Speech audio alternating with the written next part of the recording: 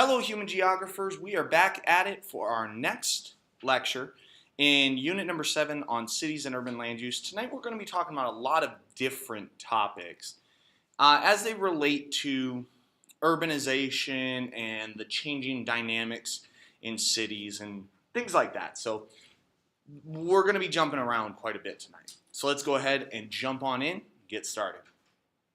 First thing that we have to talk about, and this is review at this point, is basic and non-basic industries and their relationship to cities. So we start out with basic industries, which again are industries that sell their products or services primarily to consumers outside of the settlement.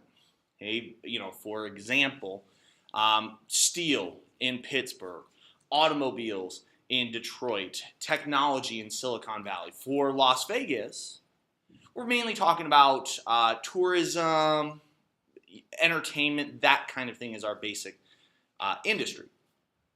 And we typically characterize these industries as city-forming industries. So they're the ones upon which cities are formed and really kind of get their name. When you think of automobiles, you tend to think of Detroit because that's what the city was built upon. Even if it's not necessarily the most representative example anymore. And so that's going to be important. Now, on the flip side, non-basic industries are city-serving industries. They serve the communities with which they're in. And again, definition, industries that sell their products primarily to consumers in the community. So, you're talking about your banks, your grocery stores, construction, barbershops, gas stations, those types of things. All right, they're mainly there to serve the city. They're not the basis of the city. They don't form the city, but they serve the city. Every city has these non-basic industries, and that's going to be important here in just a moment because cities that are founded on basic industries don't always remain that way forever. For example, manufacturing towns like Pittsburgh, and again we said Pittsburgh's basic industry was steel, it doesn't always remain that way. Sometimes these cities go through that process of deindustrialization, where those industrial jobs move elsewhere, especially in this more globalized world in which we're in. They might move to newly industrialized countries, things like that. And so there is this period of unemployment, and Pittsburgh has gone through this. A lot of the steel manufacturing isn't taking place in Pittsburgh anymore, and so they've gone through that period of high unemployment as they switch to tertiary sector activities. And now there's a lot of automation that takes place in Pittsburgh, and so there's been kind of an interesting shift that's taken place there. University towns that started with a university or were centered on a university might be more diverse. And so they might not have just that university anymore. Now they might start to attract businesses that are related to this. Great example of agglomeration out in the West Coast. A lot of times those high-tech industries chose those West Coast universities, as well as, the Research Triangle in North Carolina, go up into Boston, MIT, Harvard. They chose those areas because they had a really strong university program. So while the city might have started out as a university town, it doesn't always remain that way. Mining towns, for example, in Nevada, Virginia City. It started out as a mining town, it was boom town, and now it's mainly tourism. It's a tourist attraction. So it started out in the primary sector extracting raw materials, and now it's shifted to something else because things change over time. Cities diversify over time, and they start to reach out into other sectors of the economy so that, if there is a dip in their basic industry, it doesn't destroy the economy of those local areas. But it also can go through, examples we mentioned, deindustrialization in the Rust Belt. Pittsburgh being a great example, Detroit being a great example. So there are those elements of that. And as those cities diversify and change, we're starting to see the employment composition change as well for a number of different reasons. One being immigration. Ravenstein's laws of migration tell us that most migration is from rural to urban. So people keep moving to these cities. And especially in these industrial towns, these cities that were centered on industry, they grew very, very rapidly and needed a lot of workers. Well, as they deindustrialized, that has had a big impact, and so people have moved elsewhere as a result. In addition to that, we've also seen an increase in the number of dual income households. In the early 1900s, there were very few dual income households, and many women that were in the workplace were not working in jobs that paid them nearly as much as the men in the household.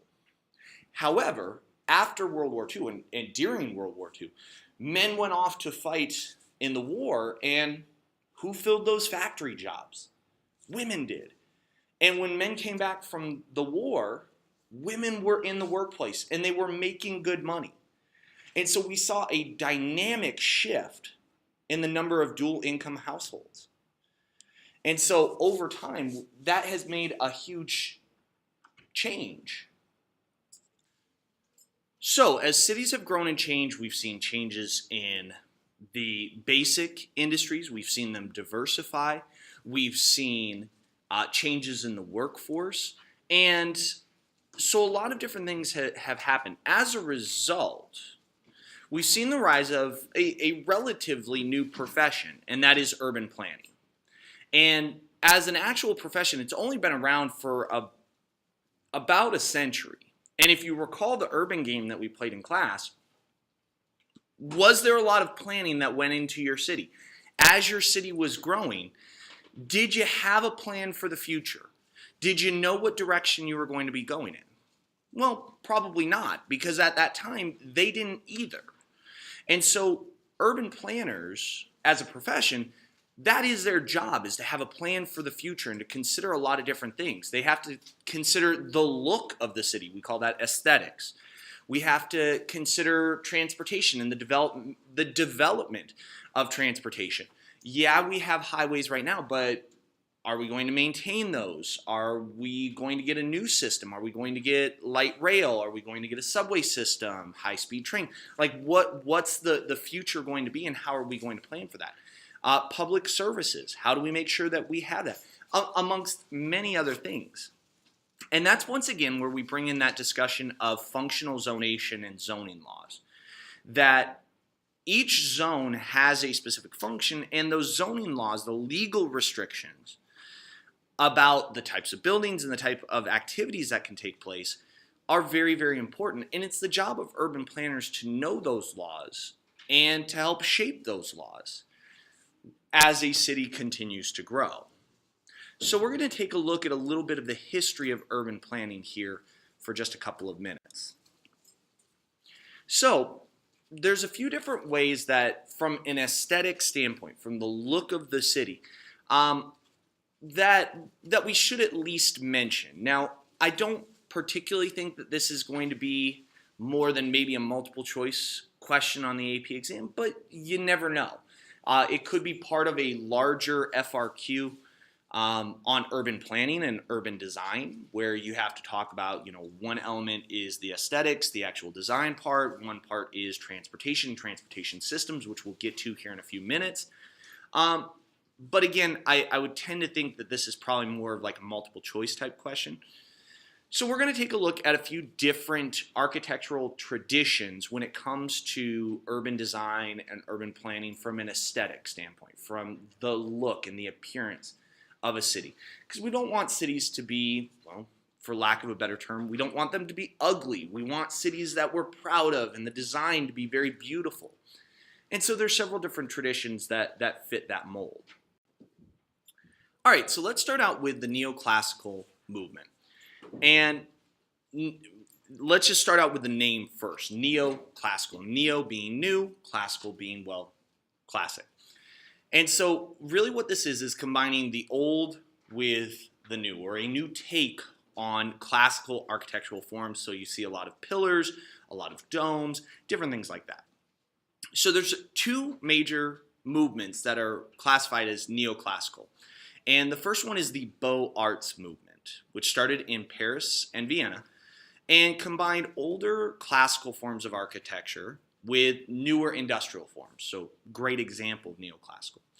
And so things that we saw under the Beaux Arts movement were wider streets, big parks, monuments that emphasized freedom and national pride. And then there is the City Beautiful movement, which was all about promoting order in industrial areas. Think back to your urban game. Did your urban area have order? As your city industrialized, did you have a plan for it? Well, a lot of industrial areas didn't. And so the City Beautiful movement wanted to promote order. And it did that with a sense of civic pride. And a great example of the City Beautiful movement was when Chicago was rebuilt after the massive fire there in 1871. There were huge parks, very big monuments, very orderly street design. And again, Chicago predates the invention of automobiles, but it really benefited from the City Beautiful movement as it industrialized, as we started to see more and more people using automobiles and things like that.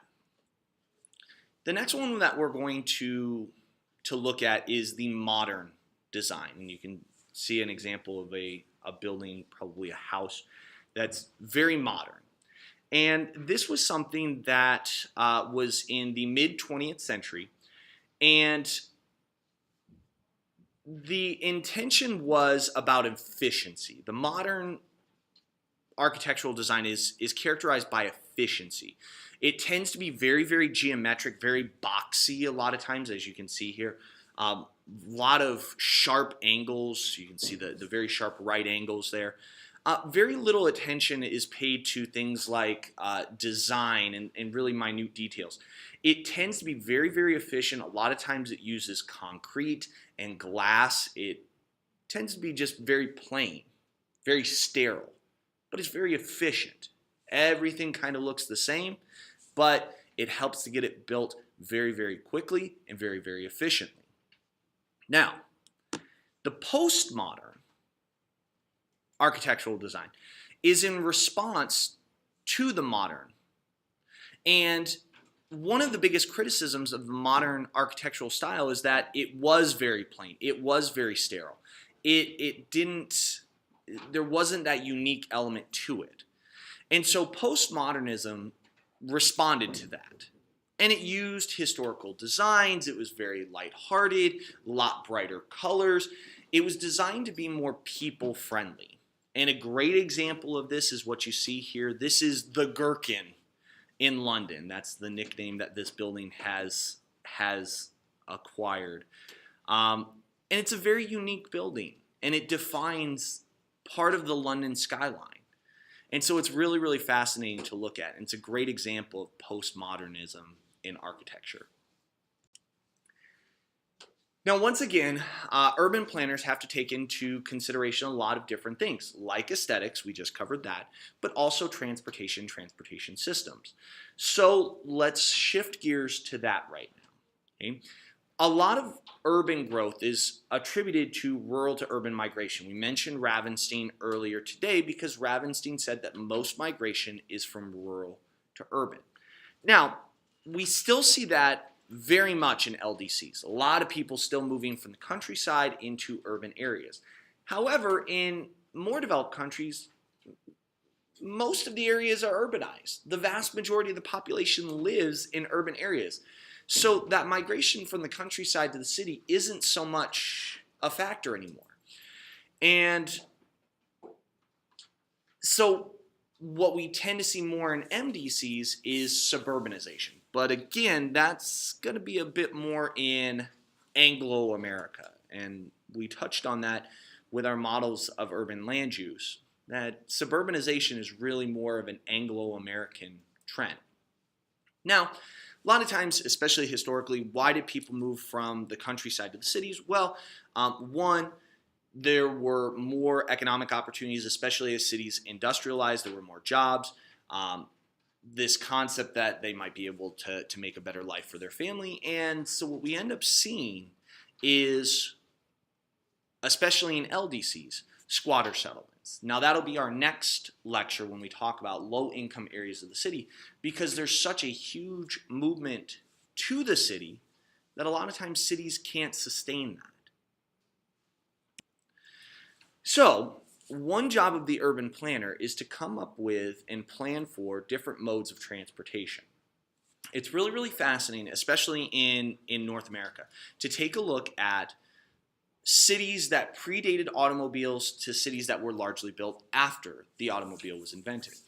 For example, you look at New York, and New York predates automobiles, and so the city structure is a little bit different, versus Henderson, Nevada, which was built after the invention of automobiles.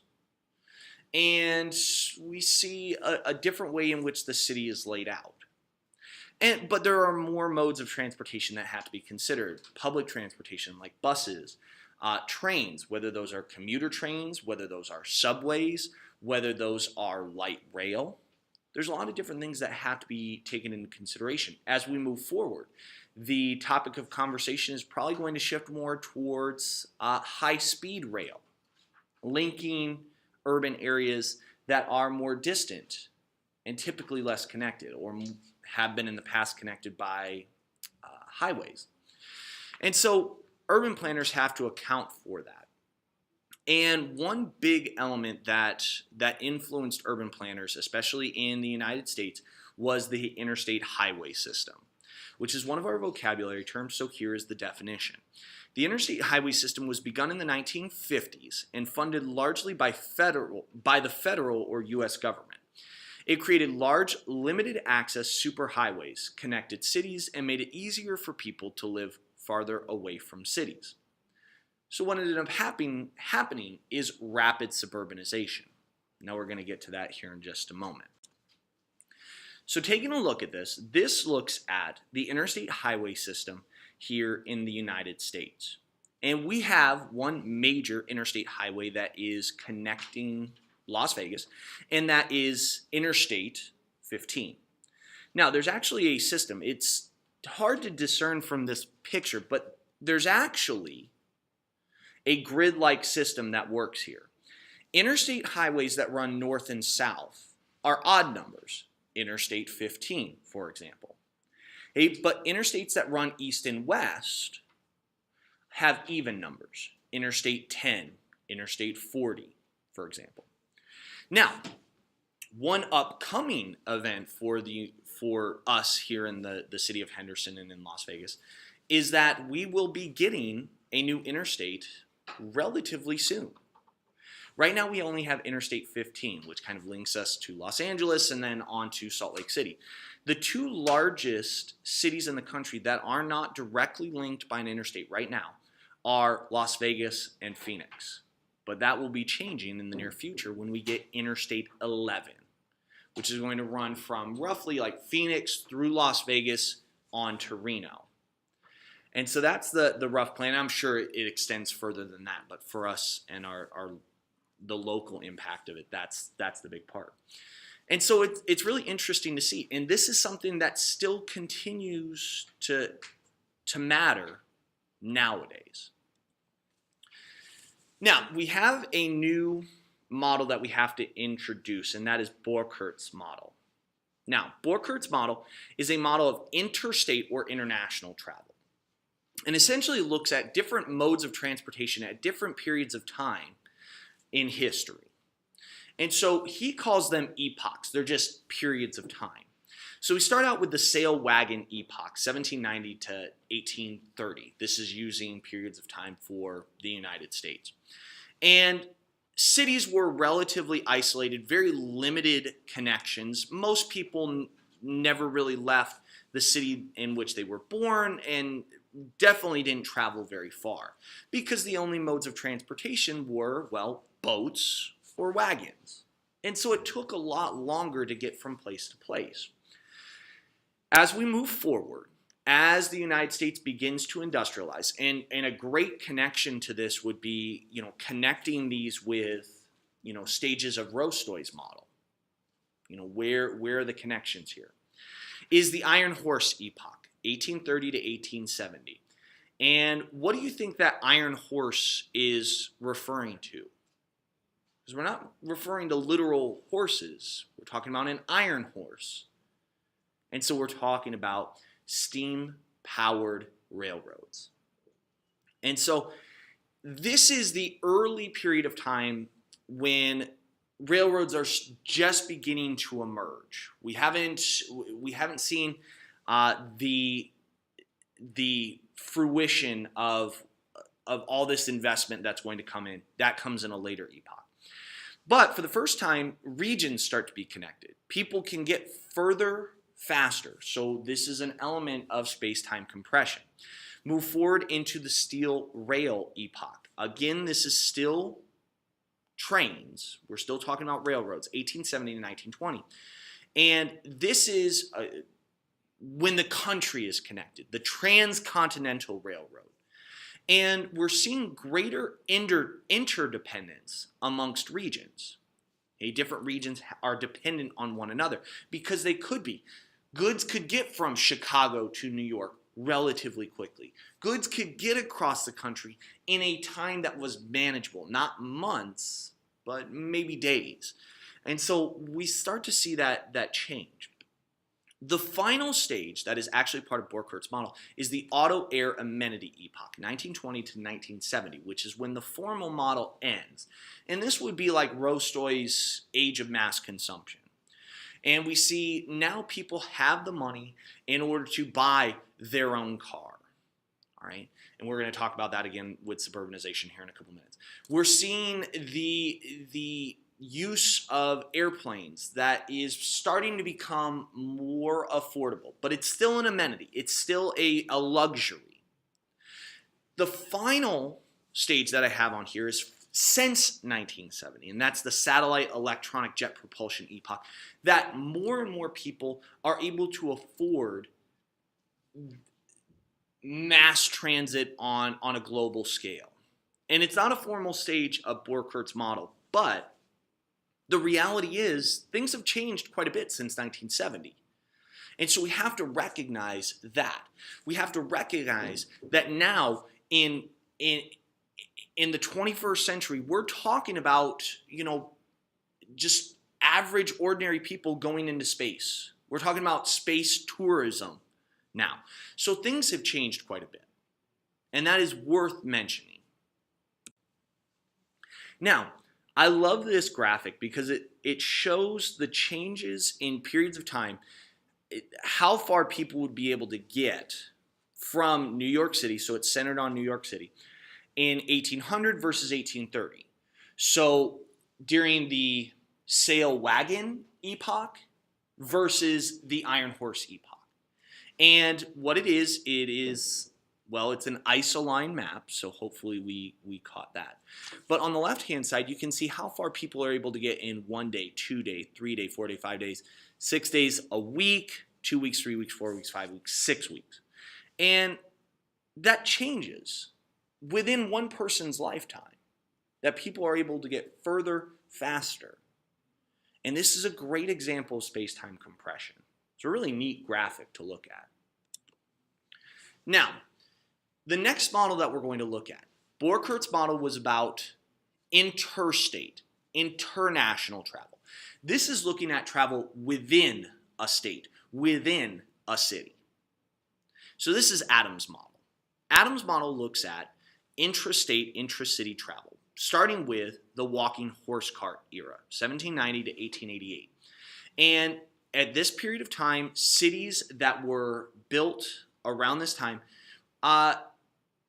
people got around by using horse carts, horse-drawn carriages, things like that. So the streets were very narrow. Cities that were built after this, during the electric streetcar era, during the recreational auto era, which is when the city of Henderson comes into existence, that changes things and changes the way that cities are laid out. It changed the way that people get around. And so the next one, 1888 to 1920, was the electric streetcar era, an era of mass transit. At this period of time, people are living in the city center. They're able to walk to a lot of places, and if they need to get someplace a little bit further, they're using public transit, mass transit. We don't see a lot of people using their own individual cars. That comes next, the recreational auto era. This is for people who could afford their own automobile. And so we're talking about the wealthy, high socioeconomic status. Everyone else still used public transportation. They still use mass transit. So we don't see a change in the cities quite yet. Henderson comes into existence towards the end of this period of time, towards the end of the recreational auto era, and more, and especially it has grown, during the freeway era. And this is the era of commuter travel. And this is when we see the expansion of suburbs. So let's explain how that works. So the first thing that we have to do is identify what suburbanization is. Now, we've talked about it throughout the year. We've defined it going back to our migration unit, but this is how it affects us when we're talking about the development of cities. Suburbanization is the movement of upper and middle class people from urban core areas to their surrounding outskirts to escape pollution as well as deteriorating social conditions, whether those are perceived or actual. In North America, the process became a mass phenomenon by the second half of the 20th century due to decentralization of cities and automobile dependency. So, that second half of that definition is vitally important because suburbanization really is more of a North American phenomenon. In other parts of the world, as we saw with the international models of cities, most of the people who can't afford to live in the city center live out in the suburbs. The suburbs aren't the desirable place to move. Instead, it is the city center. So in North America, people are desiring to move out to the suburbs. So what are suburbs?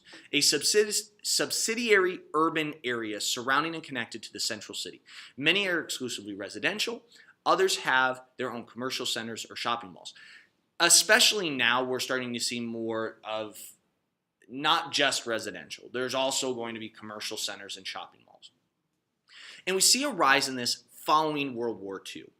After World War II, again, we mentioned the shift to dual income households. Women are working now and bringing home much greater incomes than they have in the past. Men are working, so we have dual income households. In addition to that, factories are churning out cars, are a great example. And when you mass produce something, you're driving that price down. As cars become more affordable to more people, and you're making more money, and soldiers coming back with things like the GI Bill are able to go to college and make even more money. We see mass production of houses on the outskirts of cities because that's where there was the space.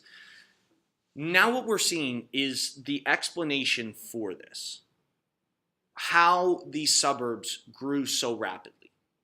And now 95% of transportation within the United States is by personal automobile.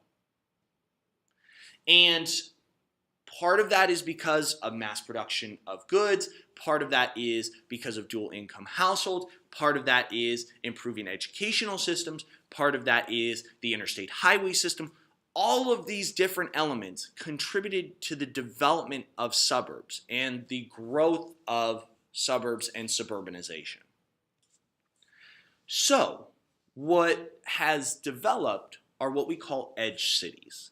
An edge city is a key new concept of a modern city. They combine all the functions of a central business district but are located in the suburbs and provide more jobs than homes. So, an edge city is essentially a central business district and a smaller city on the edge of this urban area that might have started out with a single CBD decades ago. And then galactic cities kind of build on that. A mini edge city that's connected to another city by beltways or highways. Great example of what we see here in the Las Vegas Valley is how connected all of our suburban outskirts are. Henderson is connected to Mountain's Edge. Mountain's Edge connected to Summerlin. Summerlin connected to Aliante. So we have this great system of connections that we have here in the Las Vegas Valley. Now, edge cities kind of started out where residents would live but then commute into the central city. But as these areas grew and as cities diversified, we started to see other industries develop. And so we started to see more shopping malls. We started to see light manufacturing and smaller manufacturing. We started to see really specialized industries like theme parks. We started to see airports in some of these smaller areas that might not have been in the past big enough to support an airport according to central place theory. And then those airports surrounded by other elements that are related to that, whether those are tourism with like hotels, whether it is shipping and warehousing, all elements that are part of this. Now, there's a couple different types of edge cities that we want to briefly mention so that we understand just what they are. Again, I would anticipate maybe a multiple choice question on this. So a couple different types of edge cities. Boomburgs are essentially cookie cutter suburban communities that have popped up recently. When we think about Henderson, especially when Henderson was growing very, very rapidly in the 1980s, 1990s, early 2000s, a lot of those homes look very, very similar. Okay? That they're just cookie cutter homes. They all look the same. But now, from an aesthetic standpoint, we've started to see homeowners associations and zoning laws that require that two houses that are right next to each other don't have the same paint job, that have different aesthetic features, whether those are, stonework on the front of the house, things like that. But if you go back just a couple decades and you look at, a neighborhood that popped up during that period of time, very, very similar. Then we also see greenfields incorporated as part of edge cities, these open areas that are preserved but with the potential for future development. And then finally, uptowns, residential areas that are, quote, uptown from the central business district. Now, we have another model that we have to introduce, and that is the galactic city model, also known as the peripheral model. And make sure that you have those two and make sure that you know that they go by two slightly different names. The peripheral model is a model of North American urban areas consisting of an inner city surrounded by large suburban residential and business areas tied together by a beltway or ring road. This is a great model for what has happened because of the rapid growth of suburbanization in the United States. It was created by Chauncey Harris, one of the same people that created the multiple nuclei model. So came back and responded to the limits of the multiple nuclei model and created this peripheral model, also known as the galactic city model. Again, make sure that you know it goes by both names. And essentially what you have is the inner city that is surrounded by large suburban areas and linked by some kind of highway or beltway, some kind of freeway system. Right, so people can get all around these areas. So let's take a look at what this is. We still have the central business district. We still have the central city. And think about the city of the Las Vegas Valley. This really works for us because you can get on the 215 on the south side of the valley and ride that until it starts to curve north and it intersects with US 95. And then you can take the 95 all the way back down until it intersects with the 215. You can actually ride in roughly a circle around the valley. And then the 15 cuts straight through the middle of it. And so this really works for the Las Vegas Valley. Because you still have that central city of Las Vegas. But you have huge suburban areas surrounding it. And on the outskirts, you're going to have things like shopping malls. You're going to have manufacturing, especially light manufacturing. You might have heavier manufacturing that's like even further away. And as you start to get out of town, you drive north towards, Moapa Valley, Overton on the 15. You drive south on your way to Los Angeles. As you get further away from the city, you start to notice a lot more of those heavier industries on the outskirts of our urban area. So it's really kind of interesting to take a look at that. And then on the outskirts of these areas, you have commercial areas. You have shopping malls where people can get some of their goods and services, retail, things that were more characteristic of the central business district in the past. Now, one thing that we have to mention as these suburban areas have continued to grow is this concept of urban sprawl. And Henderson was labeled as having some of the worst urban sprawl, I think actually the worst urban sprawl in the country for a couple of years during our rapid growth. And that's part of what we talked about with those Bloombergs, these cookie cutters. It's really efficient. It's really easy to crank out a bunch of homes, but you have to because it's growing so fast. And urban sprawl is the unrestricted growth in many American urban areas of housing, commercial development, and roads over large expanses of land with little concern for urban planning. And coming back and trying to rectify those any issues that might result later on.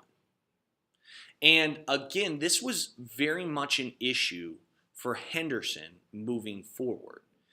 And it's since slowed down. Part of the reason is that migration to southern Nevada has slowed down.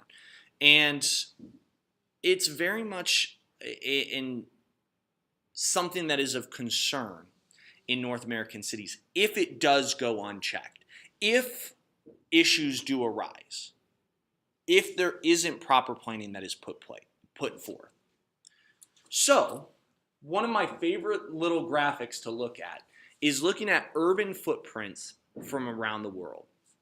These are urban areas from around the world, and they're color coordinated based on the different regions. So red is in the United States. Yellow is Asia, green Latin America, that kind of blue-green is Australia, blue is Europe, black is Africa, orange is the Middle East. Okay? So when we take a look at this, some of the largest urban footprints around the world are in the United States. And what's great with this graphic is it also gives the population of these areas. So you see this massive area that is New York. Well, it has almost 20 million people. Chicago, huge, almost 10 million. You look at Tokyo, and again, the definition of the population numbers depend on how you define the urban area. Has a smaller urban footprint than, say, Chicago, but has almost 4 more million people. And it could be remarkably higher than that. Now, in this second image, I really like it because towards the center here, you can see Las Vegas with about 2 million people. And if we were to compare it, another city that has, about the same size or even smaller. If we look at Karachi in Pakistan, 23 million people in an urban area that is smaller than the size of Las Vegas. And so that is really and truly remarkable. So it's really kind of interesting to look at this, but that's all it is. It's just kind of interesting and fun to look at. Now, there are some issues that result from urban sprawl. Things like who makes decisions? Who's making these decisions? Are they municipalities? Are they the cities themselves? Townships as they're growing? What about unincorporated areas? We have several unincorporated areas of Clark County. So who makes the decision? Is it the county? Is it the closest municipality? Is it the city? School districts. Clark County School District is massive. It was the 5th largest school district in the country. Decision making can be kind of difficult for that. And then regional planning commissions. You have lots of different people coming together, whether they are municipalities, the county. You also are going to have school districts involved in that. And different people are going to have different opinions on this. So as a result, we've seen several things kind of pop up. One thing that's especially utilized in Europe are green belts. A ring of land maintained as parks, agriculture, other types of open space to limit the sprawl of an urban area. And this was in response especially to industrial cities. And then on the flip side of that, we've seen new models for cities like slow growth cities, where there are mixed land use, where you might have residential and commercial very, very close together. Mixed residential, where you might have single-family detached houses next to apartment buildings. Very defined boundaries to try and limit sprawl. And more walkable communities, which gives way to, and now we have new urbanism. which is one of our vocabulary terms, and here's the definition. Outlined by a group of architects, urban planners, and developers from over 20 countries, an urban design that calls for development, urban revitalization, and suburban reforms that create walkable neighborhoods with a diversity of housing and jobs. Now, they've actually laid out all the characteristics that would apply to a new urbanist community. And a really good example is Celebration, Florida, which was actually originally created for cast members for Walt Disney World, but is very much built on the principles of new urbanism. It has to be walkable, so people can walk place to place. And if they can't walk, number 8 says that they have to have smart transportation, a lot of light rail, things like that. Mixed use and diversity in terms of zoning laws. So you're going to see, commercial right next to residential, very accessible. Mixed housing in terms of residential. So you're going to see single family homes, duplexes, apartments, different things like that, all in close proximity to one another. And so really what this is an attempt to try and rectify some of the issues of urban sprawl by trying to create an environment that is not entirely self-contained, but that people don't need cars to get around. They can walk most places. And I actually had a brother-in-law that lived down in Celebration, Florida. Different brother-in-law that lived in New York, but a brother-in-law that lived in Celebration, Florida, and very much so he could walk just about everywhere. About the only place that he needed to drive to was to work. Everything else in his daily life, grocery store, restaurants, barber, all this kind of stuff was within walking distance. And in fact, I think they actually had shuttle services for the Disney cast members so that they didn't even have to drive their own personal cars. But that is one response to the changes brought on by urban sprawl. So we're going to continue this in class. I'll see you guys next time. Have a good night.